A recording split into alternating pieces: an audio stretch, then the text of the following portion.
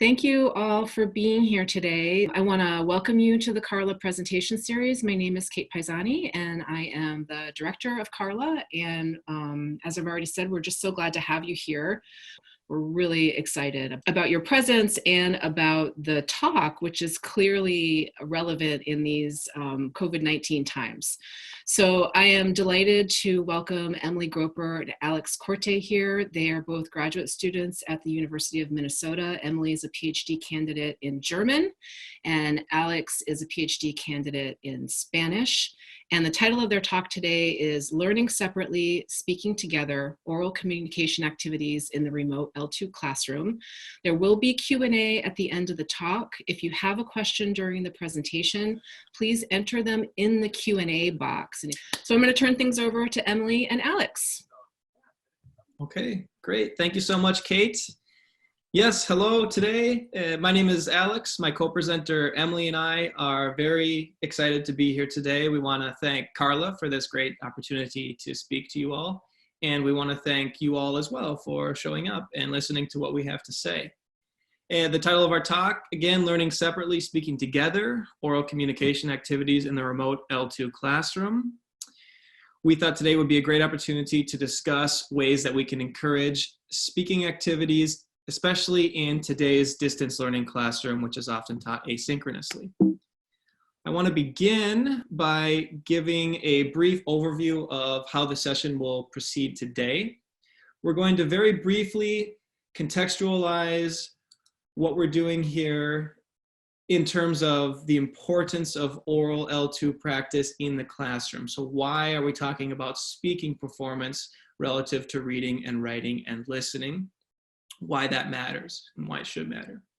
And then very quickly after that, we'll get into examples of activities that Emily and I have been workshopping over the course of the last couple of semesters and are now perhaps in our second or third iterations of these activities. We'll talk about their design in larger curricular units, how we implemented them, and the extent to which we perceive them and students perceive them as effective or not.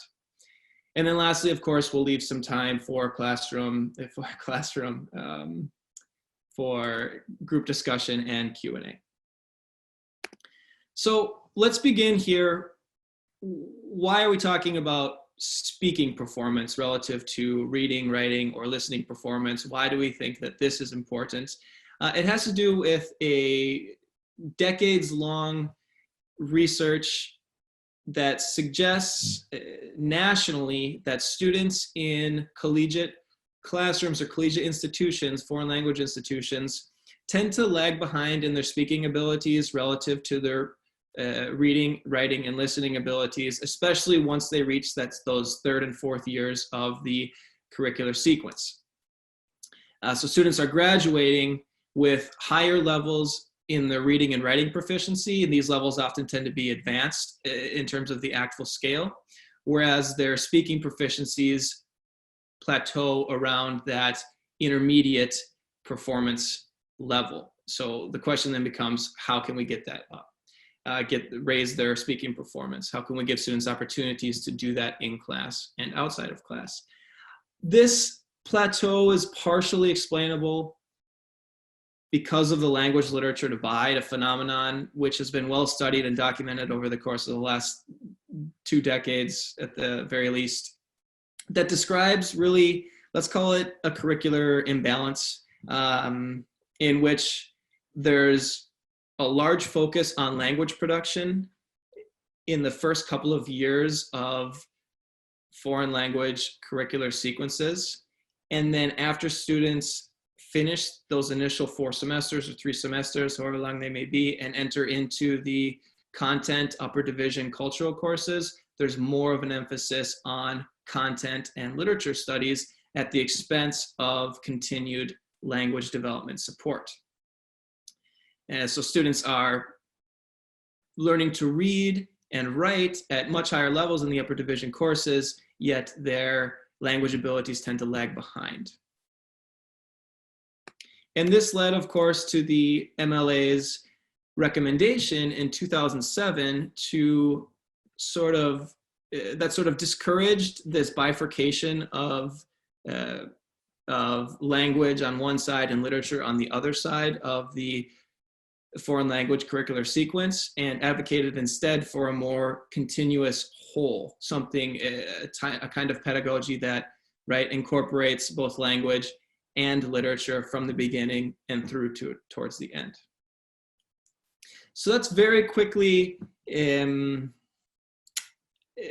foundation, a contextual foundation off of which Emily and I have really worked and developed thought about how we go about developing our curriculum going forward in our German and Spanish classes, respectively. Now let's jump into the actual classroom activities and their design. We're going to be speaking to you today about two communicative modes, presentational and interpersonal, because we believe those have the most to do with speaking and encouraging students to produce orally in the classroom relative to the interpretive, which often doesn't involve a lot of speaking. We can discuss briefly 3-2-1 close reading activities, jigsaw activities, and mock debate activities today, but really our central focus is on role-playing and collaborative dialogues, which are not necessarily single tasks, rather can be conceived of as larger units or larger classroom activities that encompass many tasks and are scaffolded for success, meaning that students are introduced to these units with relatively easy tasks that tend to get more difficult as they advance and as students are given more tools and more potential for success to achieve these tasks. I'll be talking to you today about the role play, and Emily will then discuss collaborative dialogues. So the role play sounds like it sounds. In a role play, a student is tasked with interpreting a text, adopting a first-person point of view of one of the characters within that text. And before getting into it, I'll give you a little bit of context of the class in which I deployed this curricular unit. This spring in my class called Spanish 3015W at the University of Minnesota, I deployed this at the very end of the semester within the last 6 weeks. This was very fresh. The class itself is a bridge course at the University of Minnesota intended to be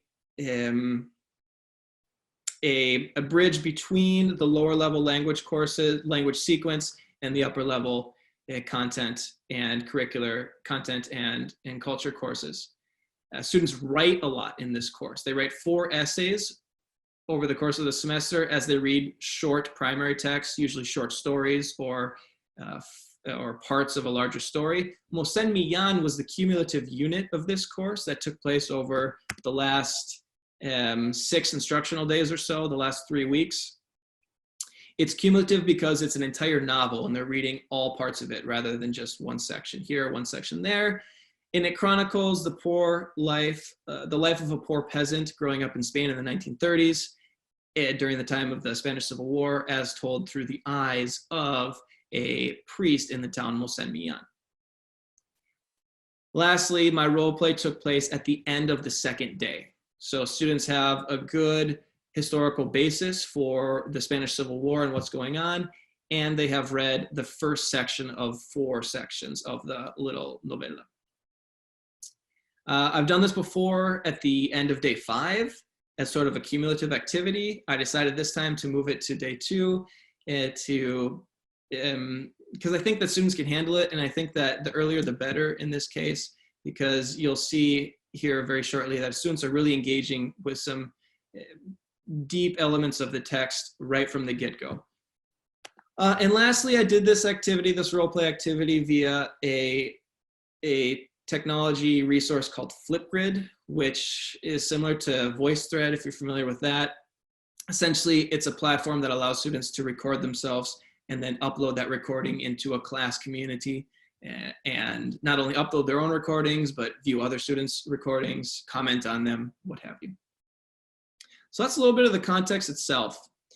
And thinking backwards about my task design, what did I want students to be able to do at the end? What's a realistic goal?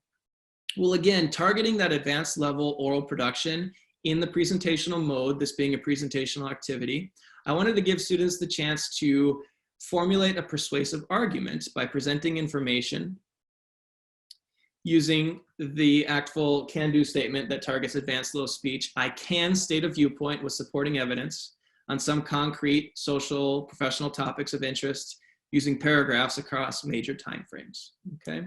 So the presentational role play in which students are analyzing a text in the first person is fundamentally an opinion piece that students are arguing for, okay? The task itself requires them to speak for 2 to 4 minutes, which encourages that paragraph length discourse. And as we'll see also, it gives them an opportunity to speak across major timeframes. And I hear I see there's a question in the Q&A, I think.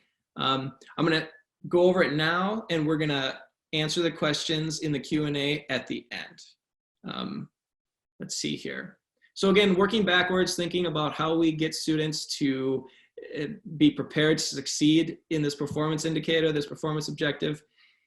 Here's the prompt itself, and I'm gonna read it out loud. Students are asked to imagine that you are Paco. You are in jail after being sentenced. It is the night before they take you away with your hands tied, and that's a quote from the first section. Make an entry in your journal in which you reveal what happened and explain why they have sentenced you. Is this journal entry a confession or a defense? You should create an explanation based on explicit references to your characters and actions, to your character and their actions, by including at least one textual evidence. And at the end of your entry, make a prediction about what you think is going to happen tomorrow when they take you away. So I thought long and hard about this prompt, and I think that it's good, and here's why. It asks students to summarize in just a couple of sentences. It's asking them to summarize what happened, which is good. It targets reading comprehension. So at the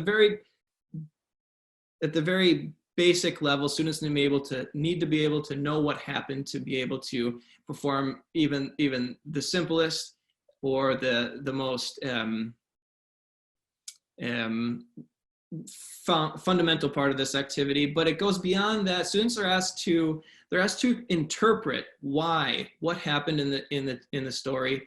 Are you giving a confession or are you giving a defense? This is now breaching the interpretation skill that I want students to be able to show by offering explicit references, okay? So they're forming an opinion based on what they've read. They're offering explicit references. They're supporting that opinion via textual evidence.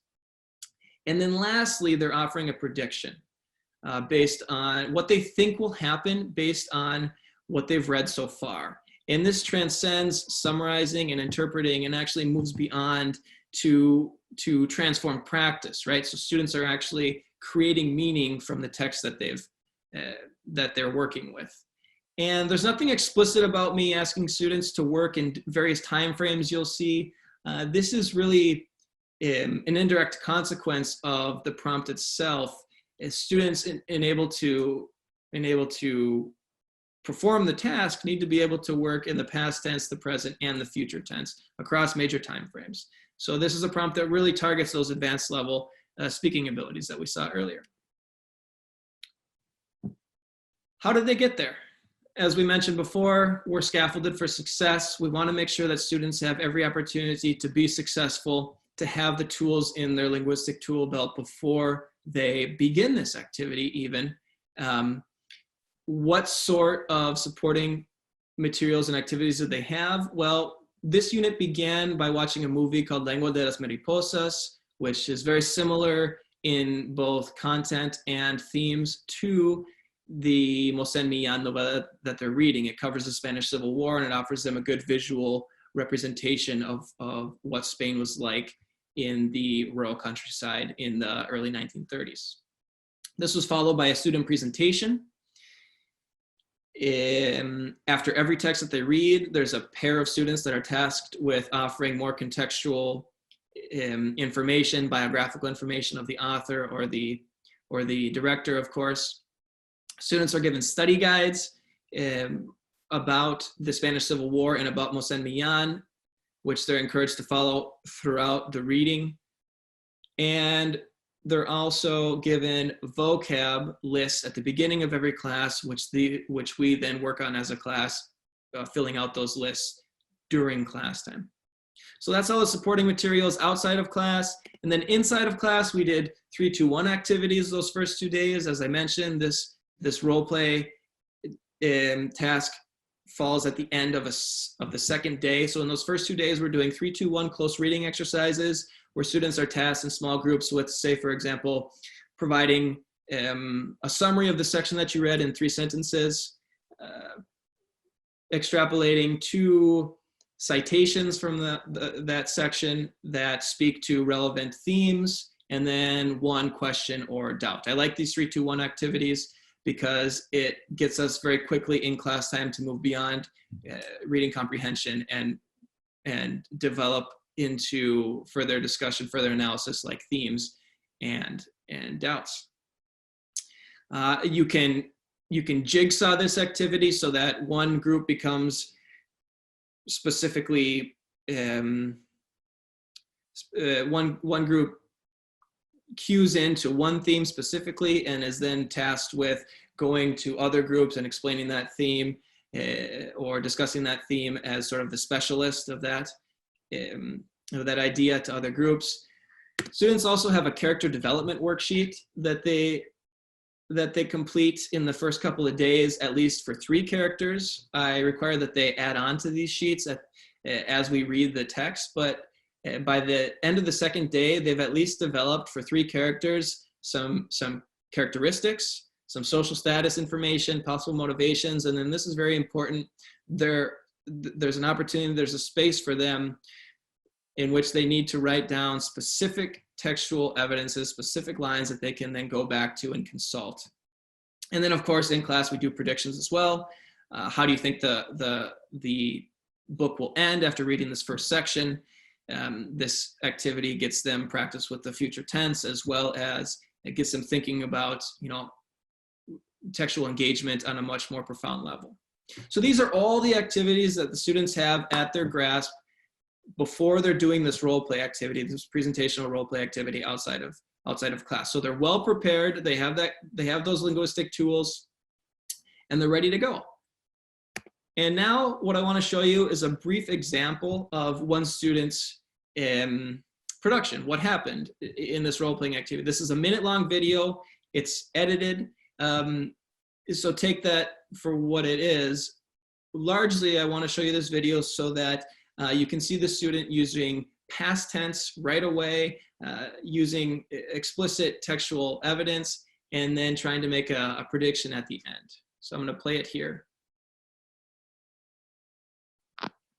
Entonces, soy Paco y esta es mi entrada de diario sobre lo que ocurrió en los días pasados. Entonces, lo que ocurrió fue como al tiempo. Pero en realidad, como Mosemian dijo sobre mí, estoy un chico con compasión virtuoso y tengo un buen corazón. Y esta evidencia es en página 22, línea 26. La autoridad me arrestaron y me trajeron a la cárcel, entonces estoy aquí ahora. Y estoy nervioso para mañana porque mañana habrá un juicio sobre. Okay, good. So as you saw there, just a brief example of this student demonstrating some of the performance indicators that were targeted in the prompts and that speak to advanced level discourse in the presentational mode, narrating across major time frames, giving textual evidence concretely, talking about abstract concepts, okay? Oh, by the way, she says line 26 and not 25 or the other way around. Either way, I have it wrong. That's my dyslexia, so apologize for that. That is a mistake in there. Okay, and then lastly, before before Emily discusses her collaborative dialogues, I want to talk a little bit about the pros and cons of Flipgrid itself and the presentational mode. What we see here in the middle is an image of the interface of a student leaving a recording, okay, and then the different kinds of tasks and things that you can do within Flipgrid itself. I like Flipgrid because you can work in the presentational mode. A lot of times during class time, if we're having students give presentations, this tends to be time consuming. And I won't say that it's a waste, but I'll say that maybe the time in class could be better spent in more interactive ways. Having this done outside of class means that time is more open inside of class. I'll just leave it at that. Permissions are built into Canvas. This is nice, okay? We use Canvas at the University of Minnesota. I, as an instructor, don't need to worry about securities and permissions because Flipgrid is a tool that's already underwritten and built into Canvas if we so choose. You can leave auto-visual feedback, okay? A lot of instructors that I've talked to in today's time of asynchronous teaching say that I'm spending a lot of time reading and writing and responding to students in the written form. That takes a long time, it takes a lot of effort. You can easily leave an audio-visual comment on a student's presentation, which you see here next to the green message sign. You can integrate rubrics and students are speaking, okay? So this is great. We like when students are speaking. Some of the cons, which we might be able to go back to in the Q&A section, okay? This isn't spontaneous, and you'll often find that even when you're telling students not to read, right, they will sometimes read verbatim off screen. For the most part, this isn't the case. We know that for the most part, students tend to not rely so much on the reading and maybe consult notes if they have to. Tech anxiety for us as instructors or for students, we have this new technology that we might be using that can cause a little bit of anxiety, and that's perfectly understandable. In the platform itself, there seems to be little space to provide detailed instruction for the prompt. For example, I wouldn't have been able to fit that whole prompt in Flipgrid. I had to give my students a Google document that they had to reference. And lastly, maybe it's superfluous or redundant technology because I think Canvas and other technologies like VoiceThread or Sakai might have built-in recording platforms as well. And then this is the last thing I'll leave you with today, really encourages us to think about task design and specifically using the materials at our fingertips in a responsible manner. In other words, am I using Flipgrid because it's cool and something different, or am I using Flipgrid because it contributes in some way to these student outcomes, to encouraging or giving students an opportunity to achieve these student outcomes? I think in this case, the Flipgrid does because it allows students that space for presentational advanced level speech. So I'll end there. And at this point, I'm gonna hand it over to Emily, who will now be discussing collaborative dialogues. Thanks, Alex. I also want to extend my thanks to everybody for coming today and to CARLA and so specifically Kate, Marlene, and Karen for inviting us to come speak and giving us this platform to share some of the things that we've been doing in our classroom. Alex talked about the presentational mode, and so I'm going to switch over to the interpersonal mode here and talk about collaborative dialogues. And very briefly, collaborative dialogues are peer-to-peer conversations that are happening outside of class, and typically they're about a text or about some sort of activity or something that has been either assigned as homework or done in the classroom. And we try to target problem-solving activities or use this as a knowledge-building task as well. So additional goals and objectives for these that I have for my classroom are that the students have increased opportunities to speak with each other and to advance their language skills through this activity. And additionally, I just want students to be better prepared for class. And so having them talk in dialogues and talk to each other collaboratively before they come to class provides that opportunity for me. So Alex, if you'll go to the next one, please. So one reason I chose to talk about collaborative dialogues today is because of the realities that we face in both of our face-to-face and online classrooms. If you just think about how you run your classrooms, a lot of times there's just limited time and space for real conversation. That students aren't able to experiment and be creative with the language always in the ways that we want them to be, because we just have so much stuff that we want to talk to them about and so many things that we want to cover. Large group discussion also tends to not provide enough opportunities for students to talk, especially at those more advanced levels. When you're shooting for that paragraph length discourse, we really don't have time in our classes to be able to let everybody share for extended amounts of time and numerous amounts of time. In the online environment, it's very similar. I'm sure you've all felt that stress this semester as we've moved to distance learning. Students just talk less in Zoom in our synchronous classes. They're scared that they're going to be the first one to talk and nobody knows who needs to be the first to talk, or sometimes they jump in at the same time and then it's just confusing as to who's saying what. So they just talk less. And they don't have the attention span that we necessarily want them to have for these longer conversations either. In addition to that, like I mentioned already, the classroom is full of teacher talk. Even when we have these large group discussions where we're letting students guide things, research has shown that teachers actually still do the majority of the talking. And these collaborative dialogues also allow us to target specific speaking characteristics. So grammar or vocabulary, we can target that in the task we give them, in the prompts we give them. Okay, Alex? Thanks. So I'm going to talk about two different ways that I've used these collaborative dialogues. First, I'll talk about an advanced literature course that took place in person in spring of 2018. And then I'll share about how I use these collaborative dialogues in the second half of our semester this year when we move to distance learning. So like I said, German 3431 is a 3,000, 5,000 level literature course that took place in person. Because these students were at the higher end, we were expecting more advanced level speech. So we were asking them to talk to each other and record 15-minute dialogues in the target language, and then we had them upload the dialogues into Google Drive. We gave them all manner of technologies. We let them record the dialogues however they wanted to, and we offered technical support, but nobody took us up on it. And it is also worth noting that in this case, the professor of record decided that he did not want the collaborative dialogues to contribute to their grades. So these were absolutely ungraded.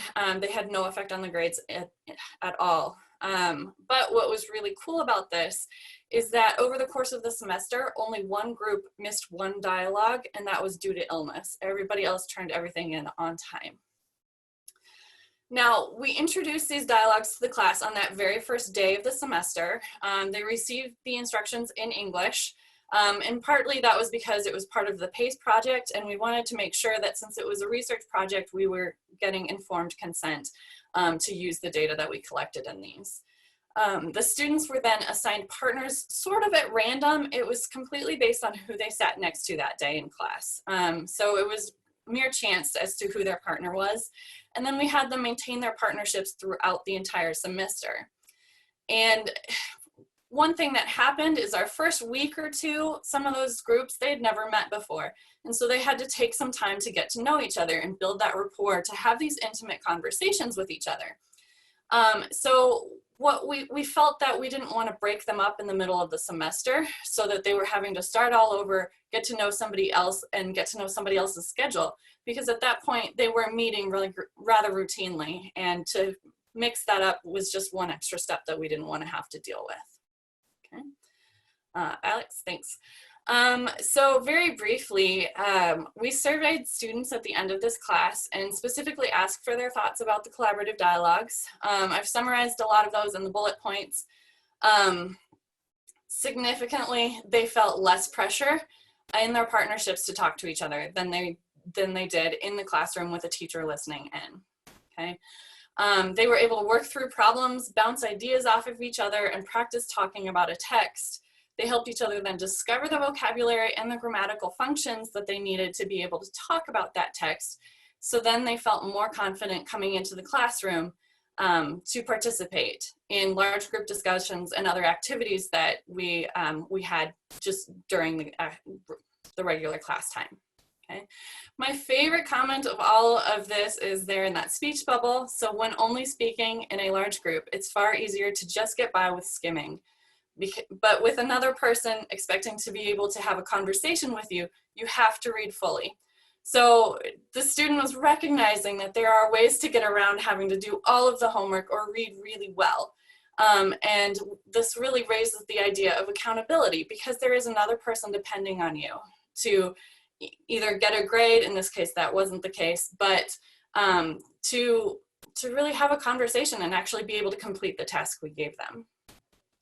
From the instructor standpoint, these dialogues help the students better prepare for class. The discussions we had were just more fruitful, and the activities we were able to move beyond basic comprehension and talk about more interpretation and analysis, and even so bringing text together from across the semester in ways that we never expected to be able to do. This semester, I'm teaching German 1004, which is our 4th semester of our language sequence. It's an intermediate language course, which of course moved online in our emergency. Our last unit was based on a graphic novel. So the last 2 units were actually online for us, and only the last unit I used collaborative dialogues for. I was very frustrated with just the students' reticence to speak in the classroom, and I just needed them to have that more opportunities than what we were getting in our limited Zoom time to be able to speak the language and progress. So because this was an intermediate class, I was nicer to them. I requested that they give me 5 to 10 minute conversations in the target language. And I set this up as an assignment in Canvas so that they were submitting their recordings via Canvas. And I gave them all manner of ways to record things, as you'll see on the next slide. But they were reading this graphic novel and talking about the graphic novel in their conversations. And then I chose to grade this for completion. And part of the reason for that is because this was a brand new assignment that I was having them do at the very end of a tumultuous semester. And to consider grading for grammatical accuracy or even accuracy of content, I just didn't want to put that pressure and that stress on them. I wanted this to be as low anxiety as possible. So on our first day of that unit, I gave instructions in English. Part of this was just because I wanted to be very clear about what I expected from them, but also I wanted to alleviate as much stress as possible. And they had the chance to ask questions in English as well. And then I manually assigned their partners, and I stuck them into breakout rooms, and I chose their partners based on how things had gone in class. You know, when you're in the classroom and you're going to start a new activity, and sometimes you say, find a partner, we're going to do something, and they gravitate towards people.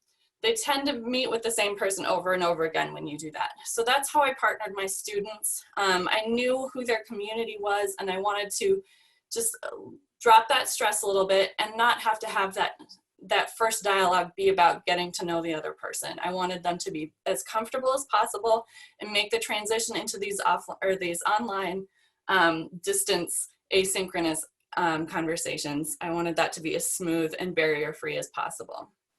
So after I assigned their partners, I put them into breakout rooms for 3 minutes, and I timed it exactly, and I gave them 2 tasks. I said, first you have to decide how you're going to meet, so what technology you're going to use for this, and also what time you're going to meet. When are you going to complete this activity?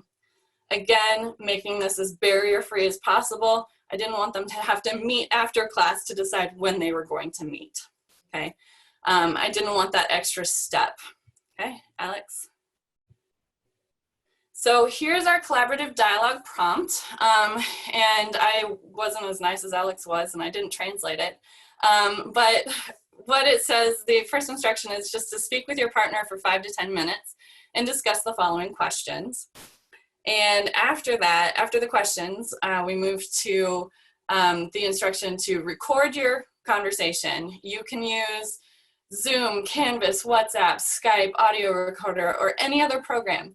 I honestly didn't care because I didn't want them to have to learn a brand new technology. I wanted this to be something they were already comfortable with and something that they could use easily. And then the last instruction is just to upload your conversation. On the right-hand side of the screen, you can see this table, and I apologize that it's a little small and hard to see, but these are redemiddel or sentence starters. It's help just structured sentence starters so that students can move into their conversations more easily. Based on the questions that are structured on the side, the table goes in a similar order. So the first question is about summarizing. So we have time phrases to talk about when things happened. The second and third questions are asking opinions. So the question is, why is it important to know about Simone's parents' background? So in this case, they're having to express their opinion, justify it, and then for conversational purposes, agreeing and disagreeing with their partner. And then finally, it's just what was confusing for you or what questions do you have? So this, again, I provided some sentence starters based on what I thought maybe their questions might be. And the most significant part of all of this is nothing in that table was new.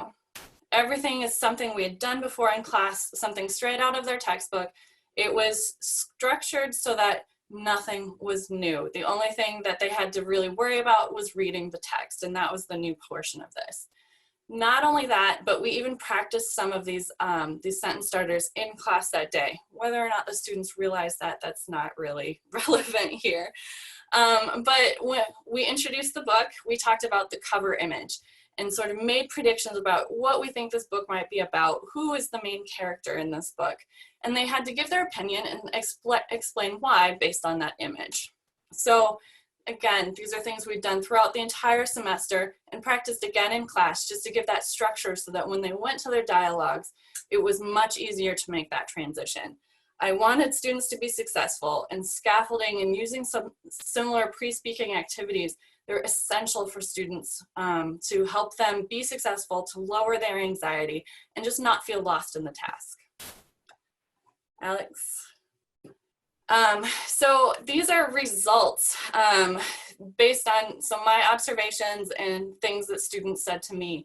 And what you can see in this table is that some of these conversations were incredibly long.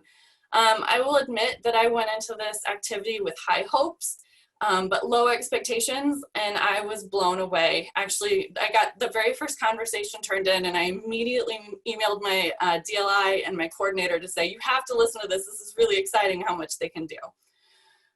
So again, thank you to my coordinator for letting me kind of go off on my own and try this this semester. But the conversation we had in the day after they had done their dialogues, it was a better conversation in class too. So it wasn't just that they were able to talk about these texts outside of class, but they came with ideas to class and were actually able to contribute in ways that I wasn't anticipating. Also in these dialogues, they used English very rarely. They asked each other vocabulary questions at times, and then you get the general, okay, we started with the beginning of the recording, and I think that was at least 5 minutes at the end of the recording where they just stopped things. So a little unnatural, but that's all the English that they used. And then also, what was really important to me, they used the provided speaking help. There were actually a couple student groups that it was almost like a checklist. When they did their summary, they went through every single bullet point in there just to make sure that they used those sentence starters to help them. Some of these, again, were sort of planned. A couple of the students turned in videos of their conversations, and you can see they've got the book in front of them or they're flipping through it for the summary, or they've got notes to the side, the things they definitely want to say in their conversation. But for the most part, they could not anticipate what their partner was going to say, so there is a free-flowing conversation to this as well. Two of these groups, however, actually my lowest 2 proficiency level groups, they met beforehand and wrote out dialogues with each other and then just read them. So these 2 groups, of course, are not doing what I asked them to do. This isn't a conversation. This is just a written activity that they're then practicing reading out loud. I am choosing to look at this as sort of a success because it meant that they spent a lot of time in the text and actually spending time thinking about and writing about the text. Of course, it doesn't help with their speaking proficiency. But it was just so exciting to see what students could do when I gave them the space to do it, and they were incredibly successful. Alex? For the sake of time, I'm going to skip most of the slide, but I do want to mention how important it is for students to get feedback from you in this. This is an example rubric, and we can share it with you in a different way in the future. I did not use a rubric. I just, like I said, graded for completion. But for each individual student, I recorded my own 1 to 2 minute long video feedback in German. To let them know what I was thinking. Most of it was like, oh my gosh, this is amazing, you did a great job. Keep it up. And then talking about pronunciation or anything grammatically that they got stuck on. And then for those 2 groups, I also said, by the way, this is supposed to be a conversation, so next time, please don't read it out loud. Just have a conversation with your partner. Don't plan ahead as much. I was less successful in getting them to do that, but I do know that my students listened to my feedback because they did respond to it either via email or replying in the comments on the Canvas site, actually. So Alex, please go to the next one. Yes, so finally, the things I want to recommend to you about collaborative dialogues and also for the role-playing activities is you need to remove yourself from the equation. We're teachers, we do somehow enjoy being the center of attention at times, and we want the students to know the things we want them to know. But we need to step back and let our students actually do the creating and the experimenting with language to really do the learning that we want them to do. So to do that, we do need to structure it. So providing prompts that specifically target language functions, and then providing the scaffolding, guidance, and structure to help the students produce those targeted forms. And it may look like the Redemittel or the sentence starters like I had. It may look different, like Alex using 3-2-1 summaries or jigsaw activities in his classroom as well. And finally, we just really want you to not be afraid. Don't be afraid to try something new and different. Students will just amaze you every time. So if we go to the next slide here, Marlene, I'm going to have you open up the chat. We have a couple of discussion questions because we want you all to be part of this conversation too.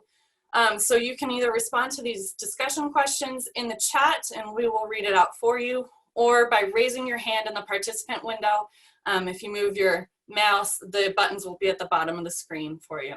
So discussion question number 1, how would you adapt these activities to work in your classroom context? So we want to hear about your classroom context too. How would you use these? How would you adapt them?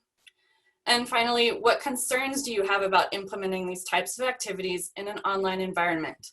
Alex and I have both done this online, obviously, and we both did this in face-to-face classrooms, but we want to hear about your concerns. What would stop you from being able to do this? So again, we can take questions, we might respond to some of the Q&A, but also please go ahead and respond in the chat or raise your hand and we will go ahead and let you talk.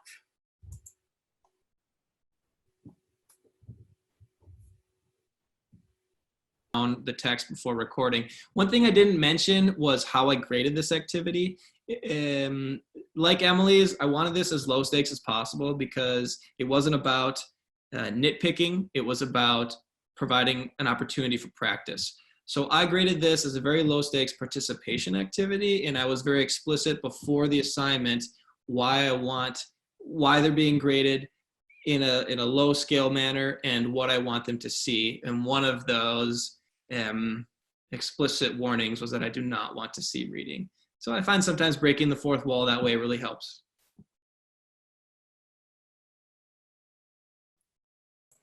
Alex has a number of questions in the Q&A section, but I do want to read out one of the concerns that was posted here. My concern is the turnaround time or rhythm for students to read the material, meet and record their conversation, and the teacher watches and responds, and then class happens. So how I did this was I actually had a reading guide for students as they were reading the text, and I had the reading guide due the day before I had the conversation due, so that they had structure in their reading to help them understand. And then the next day they went to, theoretically anyway, record their conversations. And I did this from a Thursday to a Monday, and I met at noon on Mondays. So I had all of Monday morning to review their conversations, and 5 to 10-minute conversations don't take as long. However, once you get to those 16-minute overachievers, then it takes a little bit longer to get through everything. And at times I would just respond and give them the feedback after class had happened. But I wanted to make sure I had read or listened to all of their conversations beforehand. And I'm sure a similar thing happens in Alex's class, because there is that turnaround time as well. Maybe. Yeah, students have plenty of time. I tend to, because it's a Wednesday class, I tend to save the larger assignments for over the weekend. So they'll have close to 5 days to work on these bigger assignments, wherein there's both a reading task and a interpretive task, such as Flipgrid or dialogues. Question here, do you think you could do this using extempore or extempore? I don't know what that is. Maybe. I'd be interested to hear more about it. Again, Flipgrid is only one of the many resources out there that allow students to record. I believe, yes, you could use extempore. I'm not as familiar with it myself either, but I know we have at least a temporary ability to be able to try out the software at the university level. Here's a good concern. My only concern is that some students might not have good internet connections if they are not on campus, not good enough to even upload the videos. What are ways around it? Only audio, ? Transcripts, ? That's a great question. Mm-hmm. I was fortunate to not have that problem. I did have a student, I think one thing that's nice about the dialogues is they don't have to do video, and so an audio file is much smaller than the video, and they were more comfortable in that situation. But I think moving from here forward, I think the students who are taking our online courses are going to have better resources than when we just sort of mass moved online in this emergency situation. So I think it's going to be less of a problem in the future, but that is a legitimate concern that I was just fortunate enough to not have to deal with. Right, and equitable access in times of this asynchronous life that we live in is a huge concern. My strategy right now is approaching it on a case-by-case basis. I'm always trying to reach out and be communicative with my students. Hey, if you have a problem uploading this, let me know. I'll give you an extension, or we can talk about other options like maybe an audio call or a transcript or something like that. Right. In the face-to-face classroom, I did forget to mention this. I had one group that met online and in person over the course of the semester. And when they met online, they recorded using their phone. So they met via Skype or something, and then one person recorded the conversation with their phone and was able to upload it. So I think there's ability through our phones too, and of course not everybody has a smart enough phone to be able to use WhatsApp or Skype, but there is the option for that as well. Mm-hmm. There have been a couple questions about rubrics or sharing the presentation, and we will be happy to share the presentation. The video, of course, will be posted on CARLA's website, so you'll have access to that as well. And then as far as rubrics go, I should be explicit. I graded this on a participatory basis, on a completion basis, very low stakes. There is opportunity to incorporate a rubric into the Flipgrid assignment if you so choose. I'm saying that technology is there. That's not something that I did for this activity.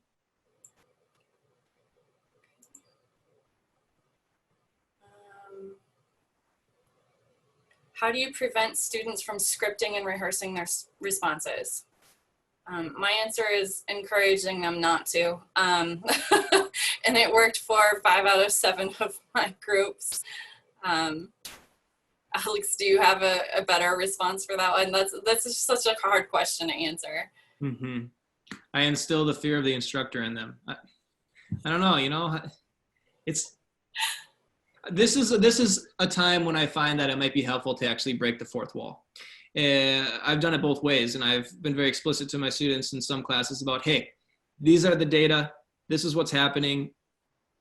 Institutions across the world, across the nation at the very least, are not graduating the foreign language students to speak at the same levels that they are reading and writing. So if you do this activity like I want you to do, that will solve this issue, and you'll be a better, candidate on the job market. One thing I like to do too is explain to them why I'm having them do the activities I'm having them do. So telling them the pedagogical reasons for, we're working on speaking skills, and when you're writing out a dialogue ahead of time and then just recording it, that's practicing pronunciation at best. It's really more about the writing in that case. So talking to them about how and why we are doing these activities, I think makes a big difference as well. I also want to read out, Ashley posted a response to how she could adapt this into a French 1001. I could see using a collaborative dialogue working well for the interview type activities, even in the first semester, and students could get more individual feedback on their speech compared to doing the same activity in a Zoom breakout room. I absolutely agree. Yeah, thank you. That's exciting. Right, yeah, the goal is that the theory is that these activities can be incorporated from the beginning through the end. In this collaborative dialogue, especially in those 101, 102 classes, right from the beginning, you can see how that has the potential to apply. Learning about how to talk to a waiter in a restaurant, and there's a back and forth there, or, now I'm thinking more about role plays, but anything and everything really. Somebody else shared about doing a very similar activity to yours, Alex, in a class at the same level, discussing a novel that I'm not going to pretend I know how to pronounce. It's in Spanish. Students each had a different character, and they had to give testimony on Flipgrid about what they knew and did about the murder of a central character. That sounds fascinating. They had a discussion board on Canvas where they had to respond to testimonies in character. And I was really happy with how well it went, and showed me that they were engaging with the novel. That sounds amazing. Mm-hmm. I especially like the follow-up, where students needed to stay in character and then write a response in the forum. I think that's a great way to continue and provide follow-through to the assignment. There's another question for me about how often did I assign the collaborative dialogues, and I assigned them weekly. So they had one dialogue to do each week. And that's how it was in the advanced level as well. I would have loved to do this more often over the course of the semester, but it somehow didn't occur to me to do it earlier on. And what percentage of the grade did it account for? So it went into the Drüben graphic novel grade, which, so it accounted for, oh gosh, my coordinator would know the answer to this question. It was a couple percentage of the overall grade. It was not a huge percent. And then somebody else responded about extempore is good for more spontaneous speaking, because you can give a set amount of time with a prompt before students have to record. Well, that's great. So it's good for interpersonal tasks, but maybe not presentational. Thank you for that. Mm-hmm. And I wonder if you have a rubric for grading these types of assignments. I usually do low stakes and grade for completion, but I would like to try using rubrics or help students to improve upon different aspects of their work. So you can create rubrics that are more high stakes for sure. For example, I've been involved in classes where we give students the opportunity to do a final essay or some sort of presentational oral delivery of their ideas that of course lasts longer. In this case, the standard rubric for a written essay can apply very easily to an oral essay, I believe. Students still need to hit those indicators. They still need to interpret the text, right? They still need to perform to adequate levels of accuracy. Very easily adaptable, I believe.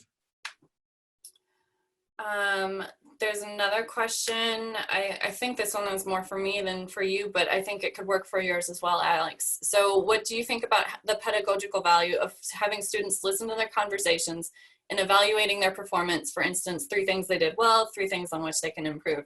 I think that's fantastic, and I really would love to do that.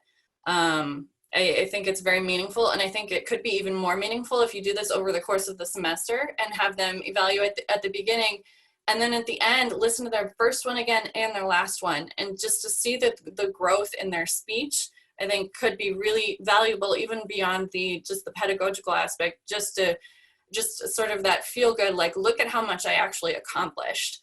But yes, there's a lot of value in having students review their own work. We had talked about in the PACE project, having students do transcripts or even mini analyses of their language that way too. But Alex, I think that could really be great for yours too, having them evaluate their own presentations. Yeah, metacognition is so important, and it's a soft skill that's often overlooked. That's such a great idea. Providing students an opportunity to stop and reflect on their production and on their development is really what we all need all of the time, right? Mm-hmm. Yes, great idea, great opportunity. I often tend to do that with the writing samples. I'll have students submit a writing sample in the beginning, and then we'll do this fun activity where look how much you've grown at the end. Easily adaptable to oral performance as well. And Kate's gonna cut us off here. Not cut you off. Thank you very much for your amazing presentation. You know, at the beginning I said that we were ending with a bang because we had over 100 people registered, but we also ended with a bang because our presenters really knocked it out of the park today. So thank you so much. This was a great presentation. Thanks to everybody who attended today. At one point we had 70 people here in the webinar.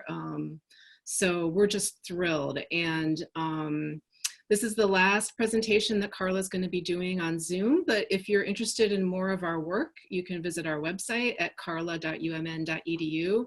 We're offering all of our summer institutes online, so if it's your dream to attend a summer institute from CARLA, now's your chance. Oh, and you guys have one more slide. Why don't you show that slide? Oh, yeah. Sure, we just want to do a quick plug for our CARLA edition, some of the research that we've been working on with CARLA. In which Emily and I have co-written some articles with with the instructors of records of these classes in which we've been developing these units. Yeah, so you can learn more about the projects, certainly more about collaborative dialogues in this. Alex has another project that he talks about in this volume. More stuff on presentational speaking, and there are additional articles in this volume from a number of folks who developed materials related to advanced speaking and integrated them in upper level literature, culture, and linguistics courses. And that's available on the CARLA website as well. Oh, and Karen just put a link into it in the chat if anybody's interested in checking it out. So thank you again to our presenters. Thank you all for attending, and we wish you a very smooth end to the semester and a great summer. Thank you all so much for being here. Yes, thank you all.